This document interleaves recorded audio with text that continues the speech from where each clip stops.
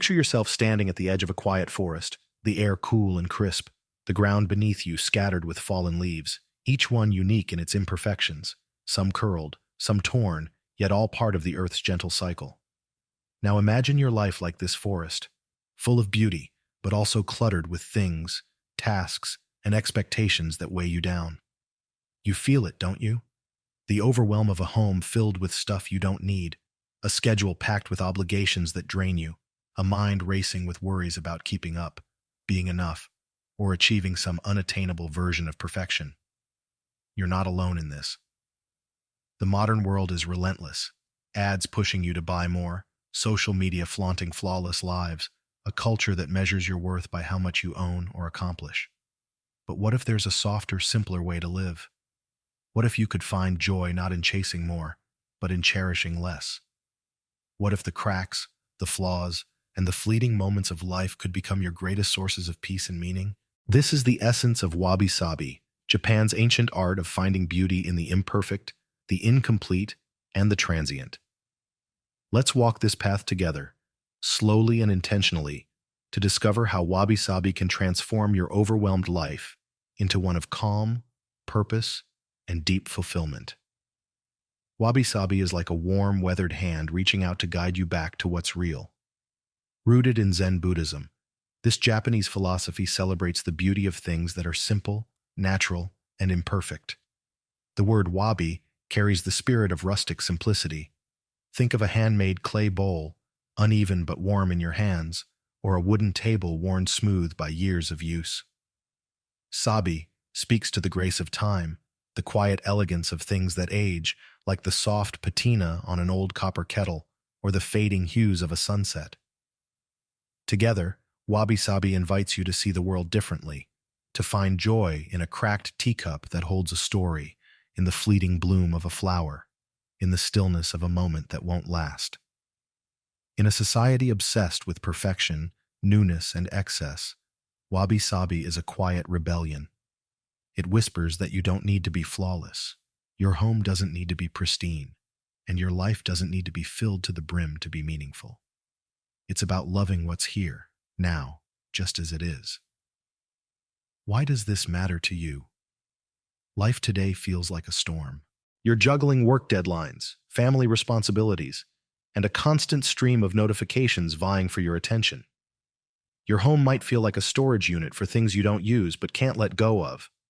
Clothes you haven't worn in years, gadgets you bought on impulse, gifts you keep out of guilt. Your mind is just as crowded, tangled with worries about money, status, or whether you're measuring up to the polished lives you see. Online.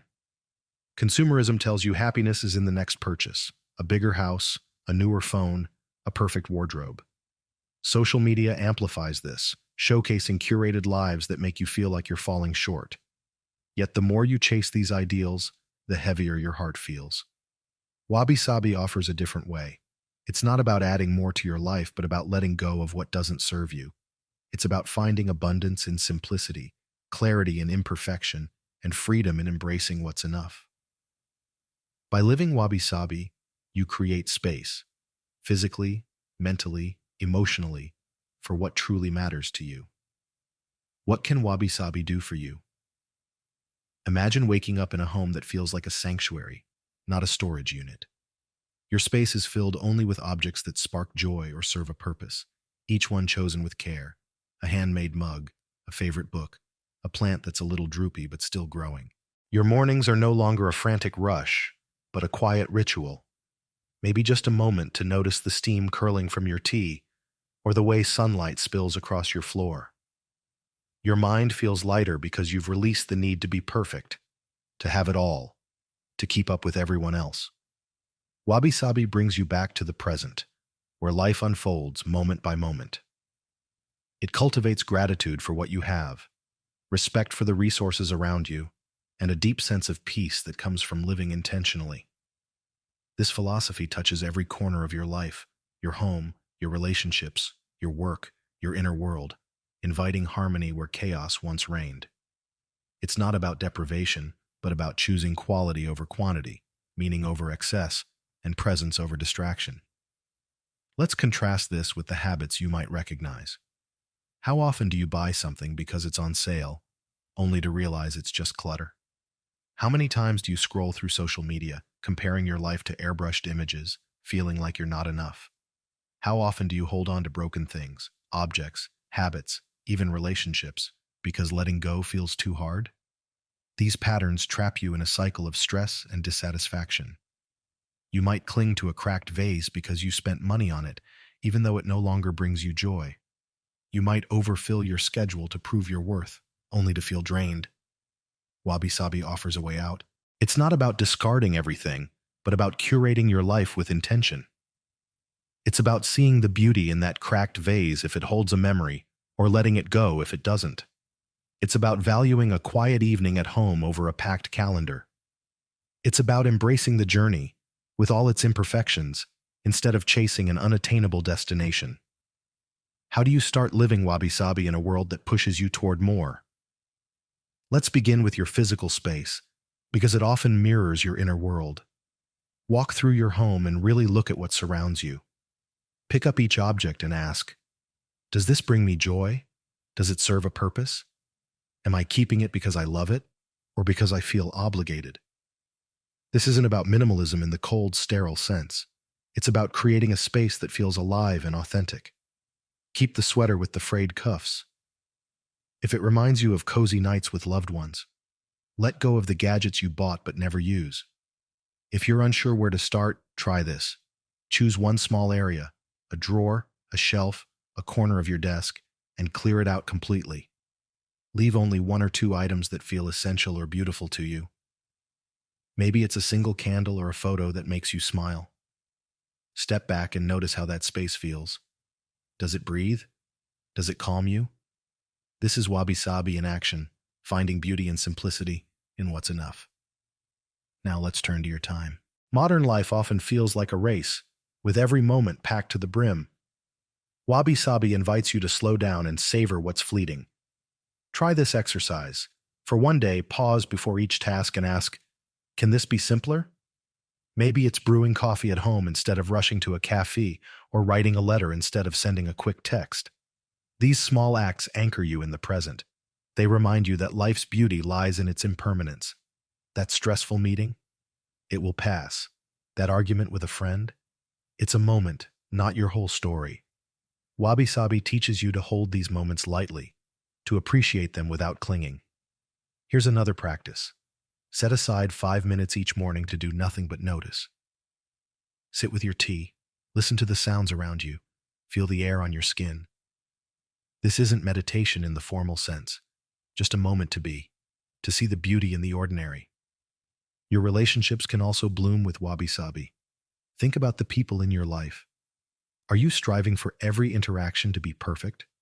Are you holding on to grudges because things didn't go as planned? Wabi-sabi asks you to embrace the imperfections in others and yourself. Picture a dinner with friends where the food burns or the conversation falters. Instead of stressing, laugh about it. Share the story of the burnt dish years later. It becomes a memory that binds you. Try this. Write a note to someone you care about, not to say something grand, but to share a small, real moment. A memory of a rainy walk. Together, a gratitude for their quirky laugh, a simple, I'm glad you're here.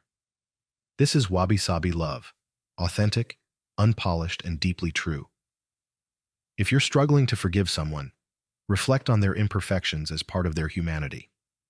What's one flaw in them that you can reframe as a unique part of their story?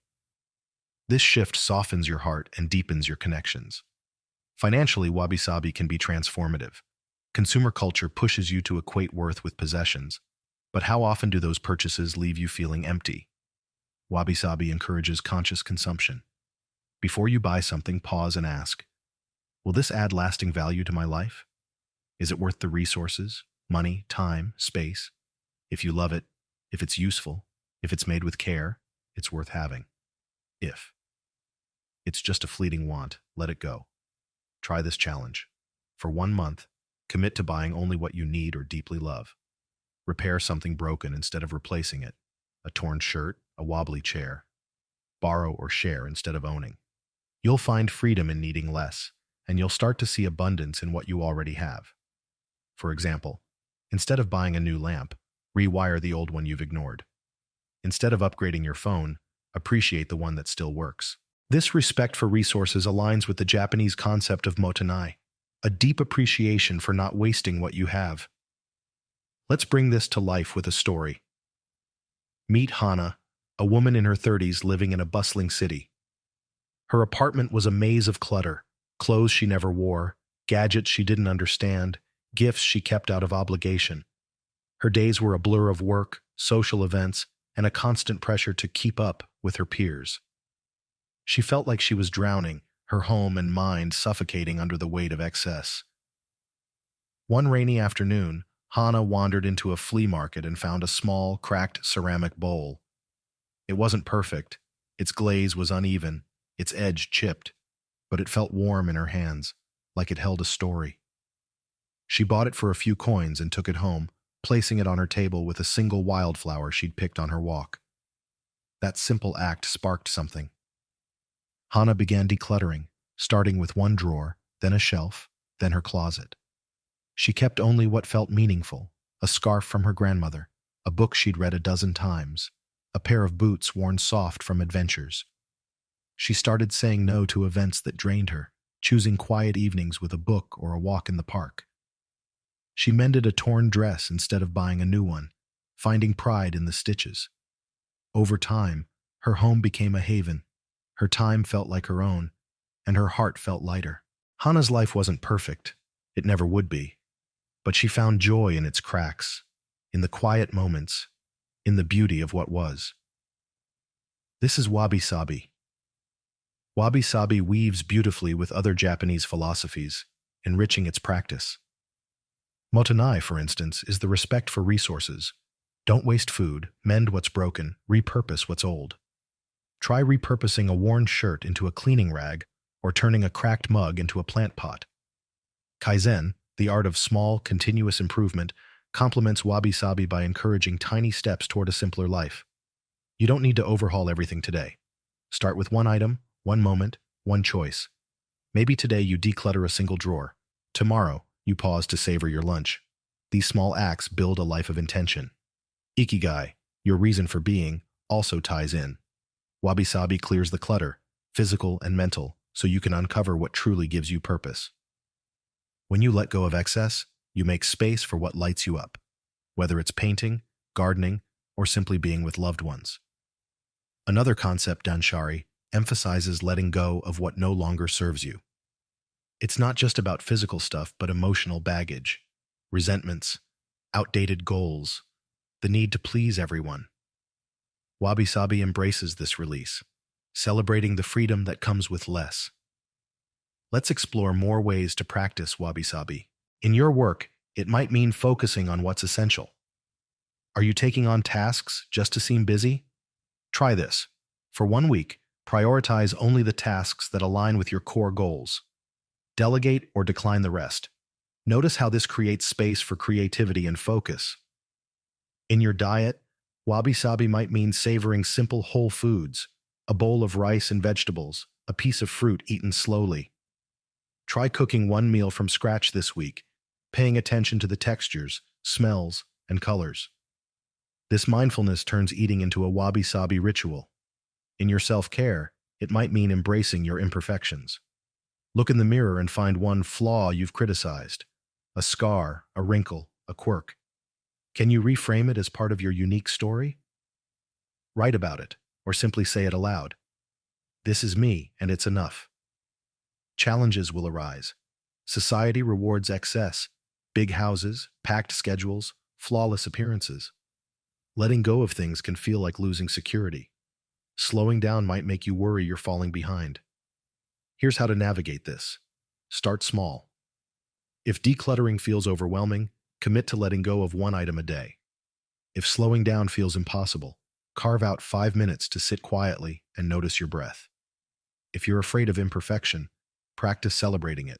Wear that shirt with the loose thread, share a story of a mistake you made, laugh at life's messiness.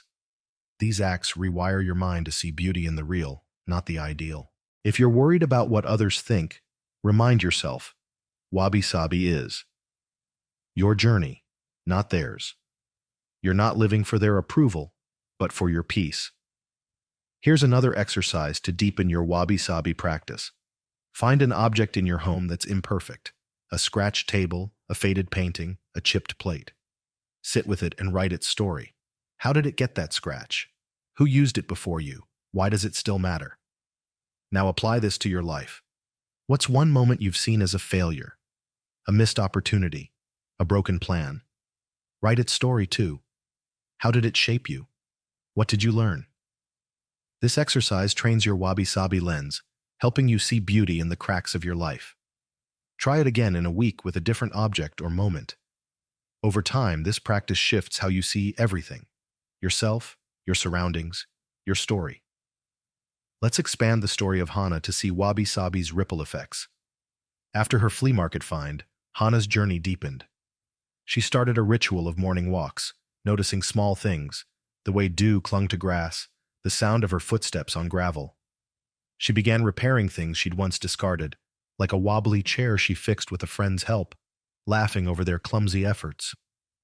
She reconnected with her sister, not through grand gestures but through quiet moments: a shared meal, a long phone call.